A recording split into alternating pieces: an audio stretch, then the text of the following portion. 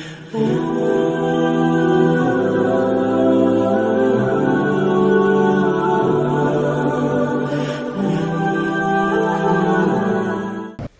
الله الرحمن الرحيم. السلام عليكم ورحمة الله وبركاته.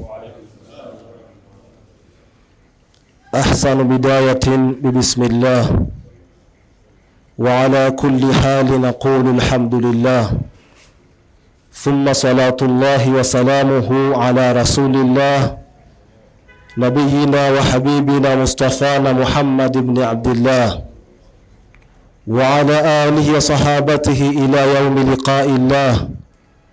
طلعت الشمس بقدرة الله وانتشرت الأرض بإرادة الله، ونعوذ من شر ما خلق الله، ولا حول ولا قوة إلا بالله.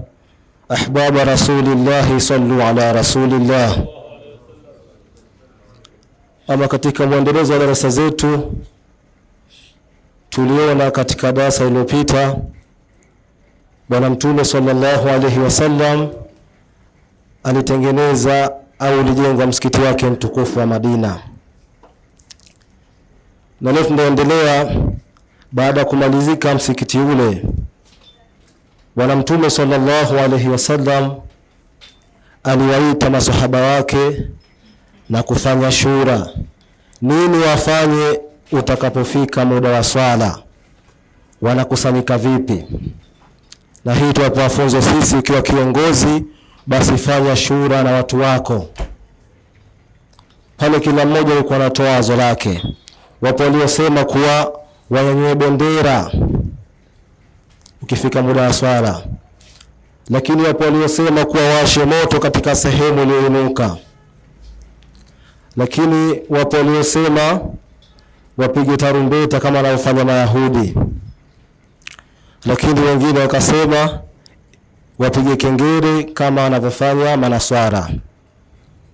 Bwana Mtume sallallahu alaihi wasallam rai zote hizi alikuwa hajaziafiki, lakini rai moja ya mwisho kuwa alisema tuitane.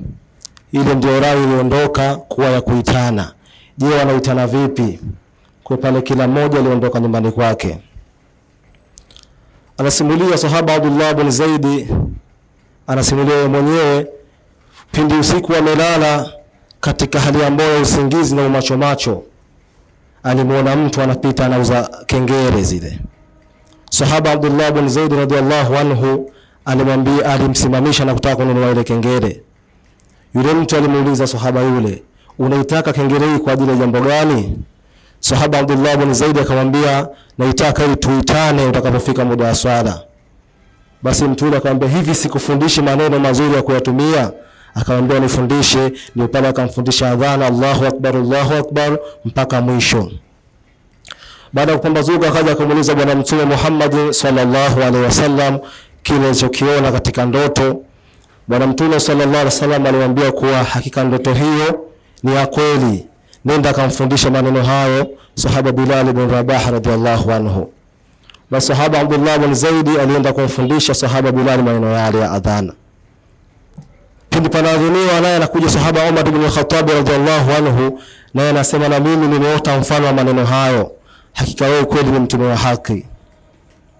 Tunapata funzo kubwa sana hapa. Angalia aliota ndoto sahaba Abdullah bin Zaid, lakini Bwana Mtume sallallahu alaihi wasallam alimwambia akamfundishe sahaba Bilal ibn Rabah. Kwa sababu gani? Kwa sababu alimwambia kuwa yeye ana sauti tuseme kama nzuri, sauti yenye nguvu, yenye panchi na inaisikika kuliko yule. Bwana Mtume sallallahu alaihi wasallam atufundisha jambo kuwa muweke mtu katika nafasi yake, muweke afaaye katika nafasi anayofaa. Na ndio maana Bwana Mtume sallallahu alaihi wasallam alimweka sahaba Bilal ibn Rabah. Kulithibitisha hili, siri atambia mbele baada ya kufariki Bwana Mtume sallallahu alaihi wasallam, sahaba Bilal alikuwa akiadhini akifia kwa ashhadu anna Muhammadar Rasulullah, alikuwa anashindwa kumalizia adhana na anguka anazimia.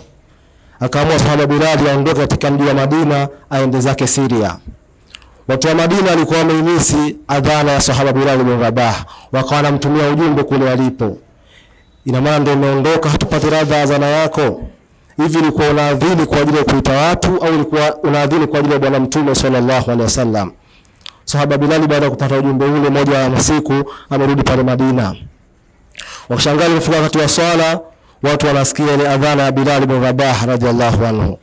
Watu wa skuli wakaja kwa wingi sana, kiasi kwamba wengine walihisi labda mtume amefufuka, maana kutokana na walivuta picha kana kwamba adhana ile walikuwa wanaisikia katika kipindi cha bwana mtume Muhammad sallallahu alaihi wasallam. Hapa utaona kwa bwana mtume sallallahu alaihi wasallam alimweka mtu katika nafasi yake, alimweka afaaye katika nafasi inayomfaa. Kwa hivyo na sisi popote pale, uwe katika wizara yako, msikiti wako, hata nyumbani kwako na upogawa majukumu, muweke afaaye pahala pafaapo. Wafaqana Allahu mimma yuhibbu wa yarda. Wassalamu alaikum wa rahmatullahi wa barakatuh.